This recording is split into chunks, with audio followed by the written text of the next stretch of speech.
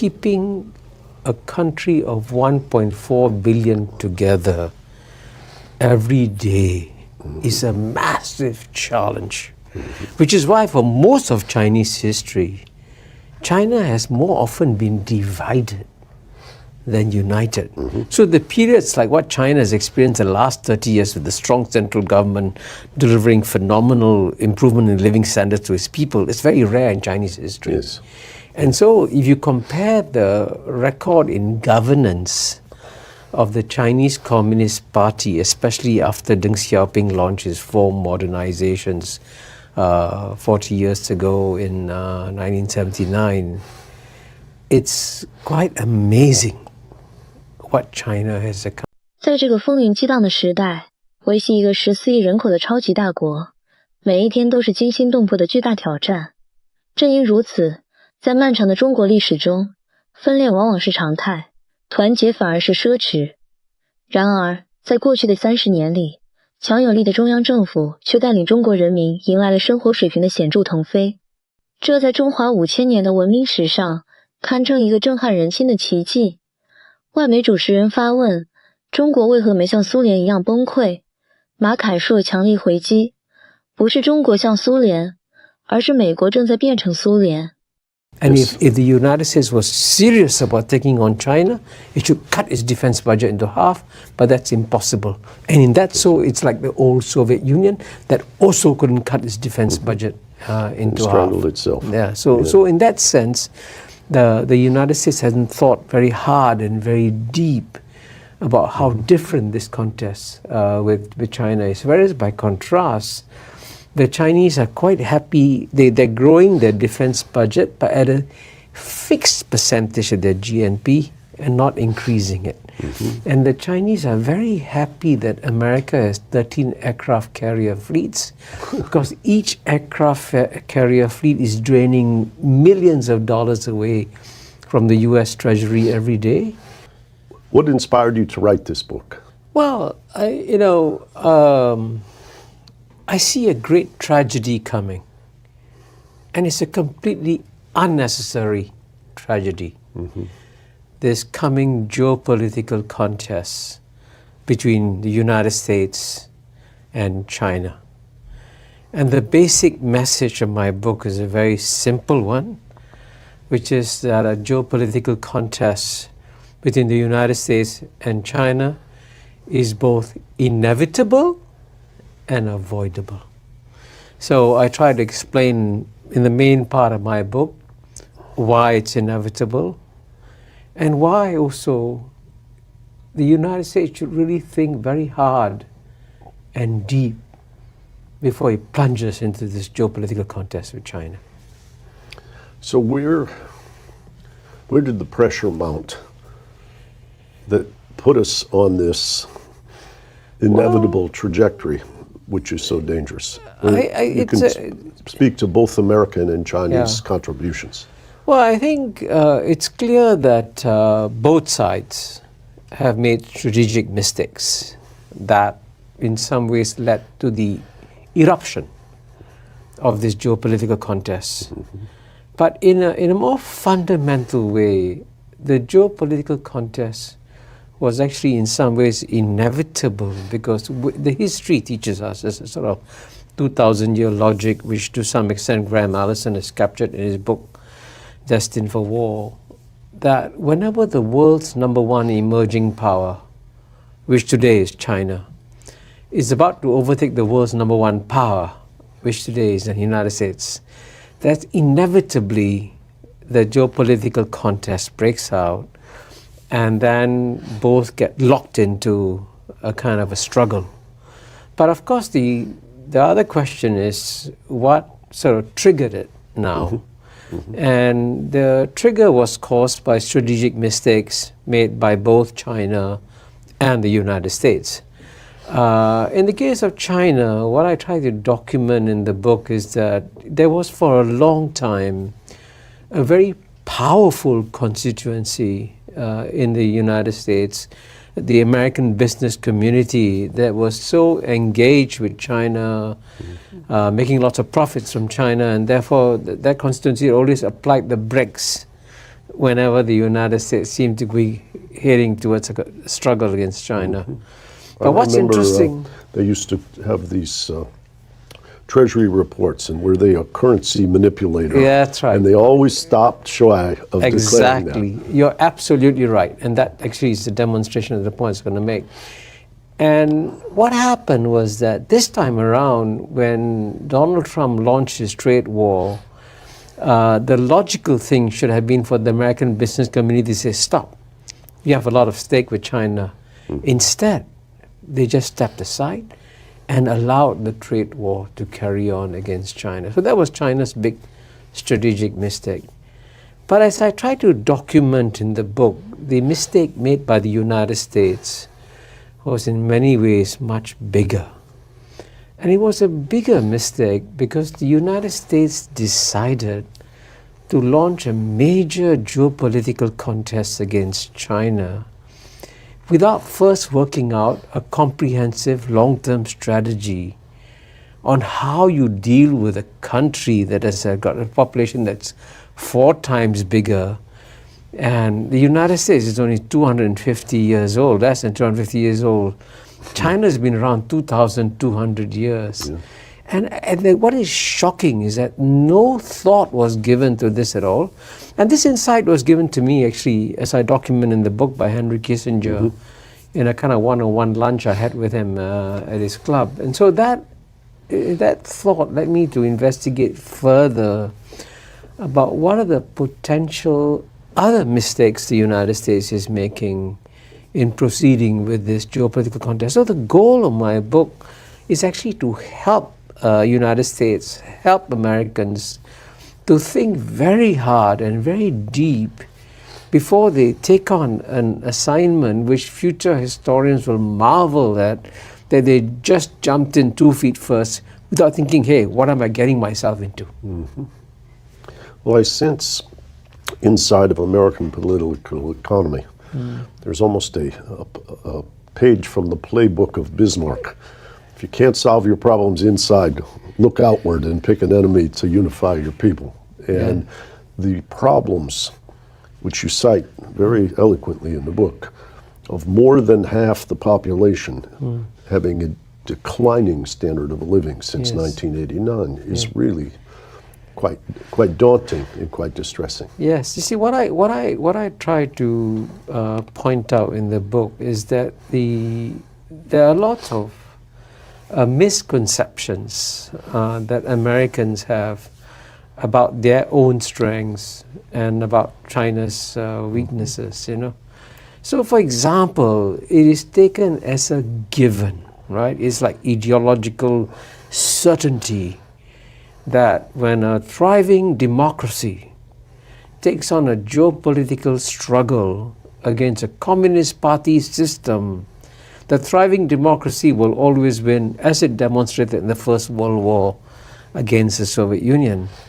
But then if you dig deeper and you try to understand what is the core situation of American society today and the core situation of Chinese society, you discover that the United States is actually having to deal with some major structural challenges.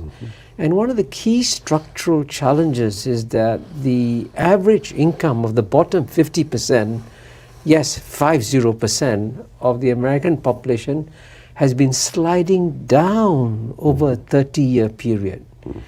And as I try to analyze in the book, this is not just an accident. This is a result of deep structural forces in American society that have moved America away from being a thriving democracy towards becoming a plutocracy.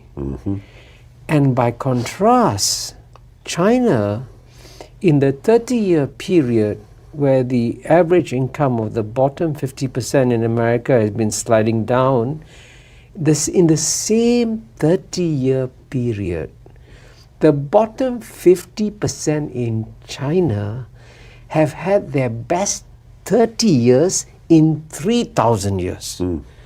So at a time when the Chinese people are experiencing the most amazing improvements in their standard of living. And you must remember also, for most of Chinese history, the bottom 50% struggled to survive. Mm-hmm. They would die in famines and civil wars, and they had a very rough life. And the last 30 years, they have access to education, housing, healthcare, travel in a way they never ever had before in their lives. Mm-hmm. So after China has gone through the best 30-year period ever under the Chinese Communist Party, the United States is telling the Chinese people, why don't you get rid of the Chinese Communist Party? And the Chinese people are scratching their head and saying, excuse me, I've had the best 30 years. And the Chinese Communist Party is succeeding because while in theory it is still a communist party, it is a communist party that is the exact opposite of the Soviet Communist Party, because the Soviet Communist Party was run by old apparatchiks.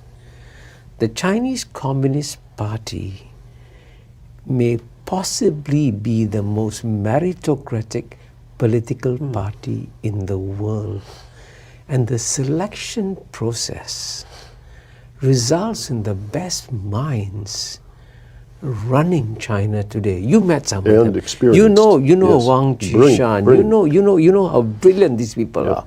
Yeah. Right? So by going into this old ideological reflex and saying, hey, democracies can always overcome communist parties, the United States hasn't done a deeper analysis and realized that this is not a contest within a democracy and a communist party system. It's a contest within a plutocracy and a meritocracy. You talked about it being a party of representation, how that is maintained, whether that is stable. It is still true for the last 30 years. Yes, you see, at the end of the day, running China, keeping a country of 1.4 billion together every day is a massive challenge, which is why for most of Chinese history, China has more often been divided than united. So the periods like what China has experienced the last 30 years with the strong central government delivering phenomenal improvement in living standards to its people, it's very rare in Chinese history. Yes. And so if you compare the record in governance of the Chinese Communist Party, especially after Deng Xiaoping launched his 4 modernizations 40 years ago in 1979, it's quite amazing what China has accomplished. And the Chinese must always measure the record of their governance not against what other countries have achieved, but what has been achieved in Chinese history. And no Chinese government ever in Chinese history has improved the living standards of the Chinese people as much as the Chinese Communist Party has. And you're right, I call it the Chinese Civilization Party, because the main goal of the Chinese Communist Party is not to promote or to export communist ideology. The main goal of the Chinese Communist Party is to revive Chinese civilization and bring it back to the standing and respect that it used to enjoy in the world for over 2,000 years. And the key driving force in the Chinese mind, which I think every American should be aware of, is that the Chinese are acutely aware that they went through something like maybe 150 years of national humiliation, starting from the Opium War of 1842, probably, going up to the Japanese occupation and so on and so forth. Yes. So they've gone through a lot of humiliation, and their desire, therefore, is to regain the respect that China used to enjoy. And it is somewhat sad that just at the moment when the Chinese people feel that, hey, we are now finally achieving something meaningful, that's the time when America decides to slap China. Mm-hmm.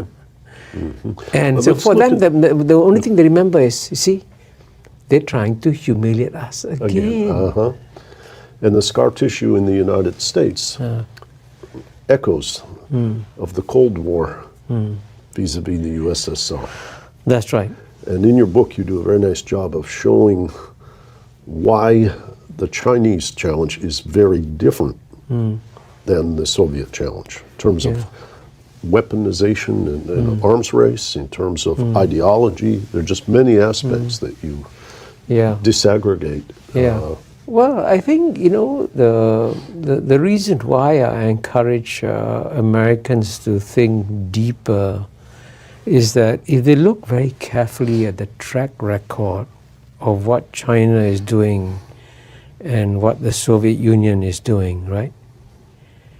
It is actually quite shocking that in the geopolitical contest today between China and United States, instead of China behaving like the Soviet Union, it is the United States that's behaving like the Soviet Union. Because I explain in the book in one chapter, I ask, can America make U-turns?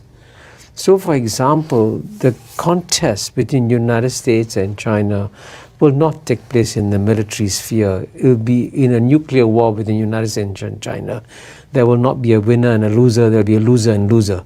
So logically, it should be in the interest of the United States, therefore, to reduce its defense budget and take the money and invest in R&D, because that's where the real contest is. But the United States cannot reduce its defense budget, because no matter how brilliant a defense secretary you have, whether it's Ash Carter or General Mattis, because the process of deciding where to spend money is locked in by the US Congress, and allocations are made to each constituency by the congressman, and therefore the defense budget is large, irrational, and unnecessary. And if the United States was serious about taking on China, it should cut its defense budget into half, but that's impossible. And in that, so it's like the old Soviet Union that also couldn't cut its defense budget into half. Strangled itself. So in that sense, the United States hasn't thought very hard and very deep about how different this contest with China is. Whereas by contrast, the Chinese are quite happy. They're growing their defense budget, but at a fixed percentage of their GNP and not increasing it. And the Chinese are very happy that America has 13 aircraft carrier fleets, because each aircraft carrier fleet is draining millions of dollars away from the US Treasury every day. And paradoxically, in military terms, an aircraft carrier today is a sitting duck. And as an American professor, Tim Colton of Harvard, told me, it just takes $100,000 hypersonic missile to bring down a $1 billion aircraft carrier.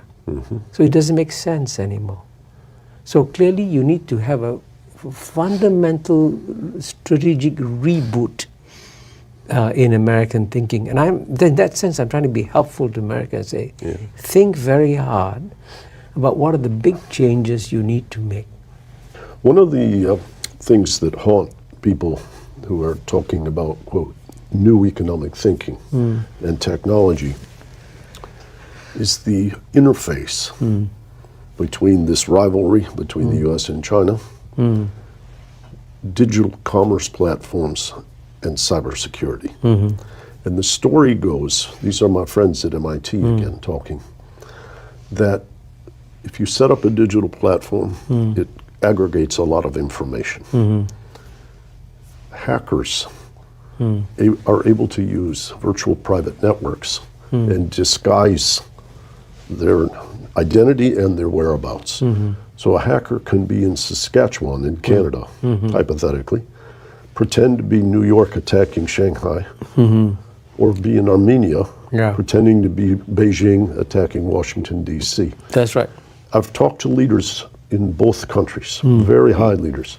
They recognize that given all the other tensions and rivalry and scar tissue from history and potential for misunderstanding, that they do not have a way to verify.